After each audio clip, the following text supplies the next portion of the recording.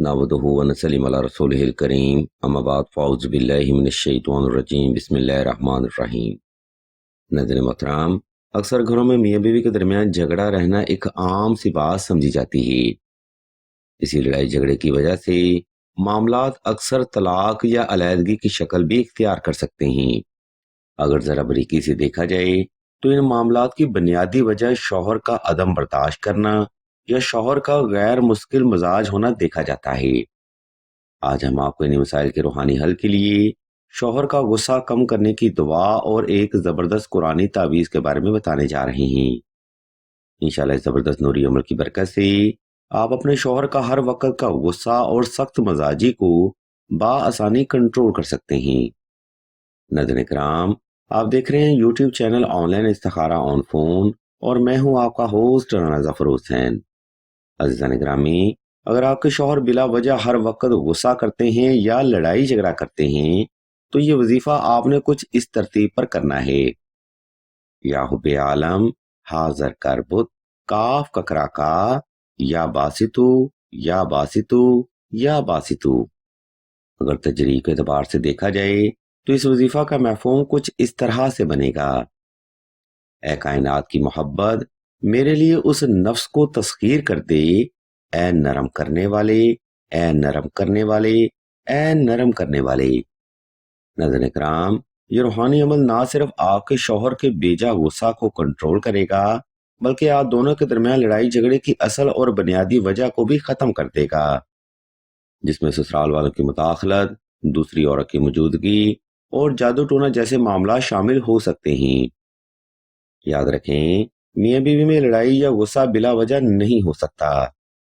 ये वही बुनियादी महरकात हैं जिसकी वजह से शौहर अक्सर बीवी से गुस्सा करता है, नाराज रहता है या फिर उन दोनों के दरमियान में लड़ाई झगड़ा अक्सर रहता है। मुदाखलत और जादू टोना दो ऐसे शैतानी अनासर हैं, अगर ये मामलात दो पत्थरों के दरमियान भी इम्प्लीमेंट कर दिए जाएं तो वो भी टूट कर रेजा रेजा हो जाते हैं। मियाँ बीवी के दरमियान लड़ाई करवाना ऐसे शैतानी अनासर के लिए एक मामूली काम समझा जाता है। खैर, इन मामलात से निजात के लिए आपने ये वजीफा 2 रकात सलातुल हाजत नफल और हस्बे तफीक सदका से ही शुरू करना है। नंबर 2, शौहर का गुस्सा कम करने का वजीफा आपने खास तन्हाई में करना है ताकि आपकी तवज्जो पल भर भी अपने मकसद से गाफिल ना होने पाए। नंबर 3, अगर आपके शौहर बैरूनी मुदाखलत की वजह से हर वक्त लड़ाई झगड़ा करते हैं, मारते हैं या हद से ज्यादा तंग करते हैं तो इस कंडीशन में नक्श उब्बे सुलेमानी लाजमी तहरीर किए जाएं, क्योंकि ये बुनियादी अलामात जादू सहर व असेब असरात और मुदाखलत की होती हैं जिसकी कार्ड किए बगैर आप अपना घर नहीं बसा सकते। नंबर 4, शौहर का गुस्सा खत्म करने का वजीफा आपने साफ सुथरे कपड़े पहनकर और खास खुशबू लगाकर ही करना है। कोशिश करें दौरान वजीफा वो खुशबू पास रखी जाए और हस्बे जरूरत वही खुशबू इस्तेमाल में लाई जाए।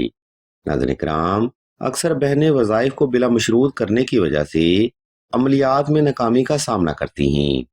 याद रखें, अगर आप अमलियात को उसकी टर्म एंड कंडीशन पर करेंगी तो सवाल ही पैदा नहीं होता कि आपको मतलूबा मामले में अल्लाह की गैबी मदद और नुसरत हासिल ना हो।